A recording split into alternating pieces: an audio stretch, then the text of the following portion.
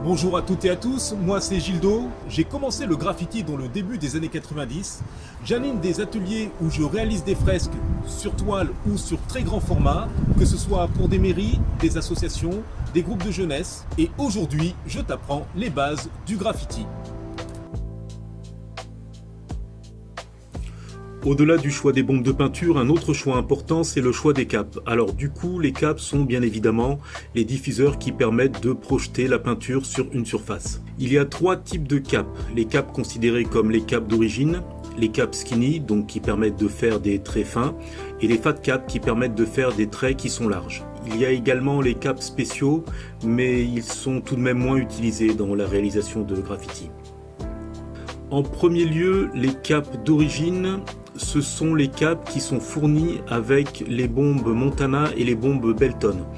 Ce sont des capes avec une diffusion de la peinture qui est moyenne. Les seconds dont je parlerai, ce sont les capes dits banana. Bien évidemment, le nom est dû à leur couleur jaune, mais cela concerne aussi tous les capes qui leur ressemblent, puisque généralement, quand des capes se ressemblent dans la forme, ils auront généralement la même fonction. Ce sont aussi des capes qui offrent un débit de peinture qui va être moyen. Simplement, à la différence des capes d'origine, je trouve que là, les traits sont plus précis. Ils sont donc beaucoup plus nets. À titre personnel, ce sont ceux que j'utilise lorsque je peins, justement par rapport à cette netteté dans les traits. Ensuite, nous avons les capes dits skinny, où il y a en premier lieu ceux qui sont un petit peu biseautés sur le dessus, ce qui permet en fait d'avoir un grand contrôle sur la pression que l'on exerce lorsque l'on appuie, et du coup cela permet de plus facilement contrôler le débit de peinture. Lorsque l'on met le doigt à l'extrémité, cela permet de faire des traits qui vont être vraiment très fins en appuyant pas fort. Donc certains de ces capes sont de couleur crème, d'autres comme les Montana Level 1 vont être verts, mais comme je le disais précédemment, lorsque les capes ont la même forme, généralement ils ont le même effet, et donc ce sont tous des capes skinny. En second lieu, vous avez les capes super skinny. Ce sont donc des capes qui, comme leur nom l'indique, permettent de faire des traits qui sont extrêmement fins. Cela est dû au fait que le débit de peinture qui rentre à l'intérieur du cap est beaucoup plus restreint. En troisième catégorie, vous avez les fat caps, qui sont des diffuseurs qui permettent de projeter une plus grande quantité de peinture et faire des traits larges.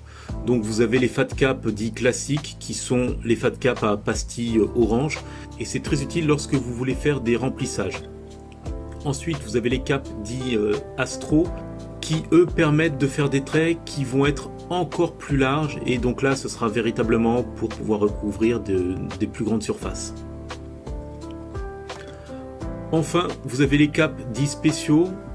Alors, vous avez ceux qui sont appelés les capes biseautées, et ce sont des capes qui permettent de faire des traits fins lorsqu'ils sont à l'horizontale et larges à la verticale. Ça, c'est pas mal utilisé pour les signatures et pour le tag, parce que ça permet de faire des effets dans les tags.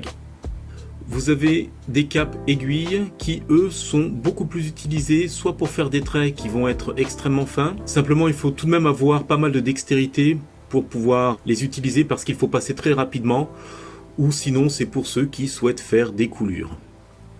Voilà, à vous aussi de regarder la description des capes sur les sites de vente en ligne ou de demander des conseils en boutique.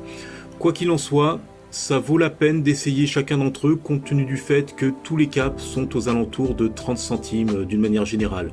Donc dans vos premières commandes, commandez chacun de ces caps pour que vous puissiez voir comment les utiliser les uns les autres, et puis justement pouvoir trouver le cap qui vous correspond. Voilà, à bientôt sur les terrains.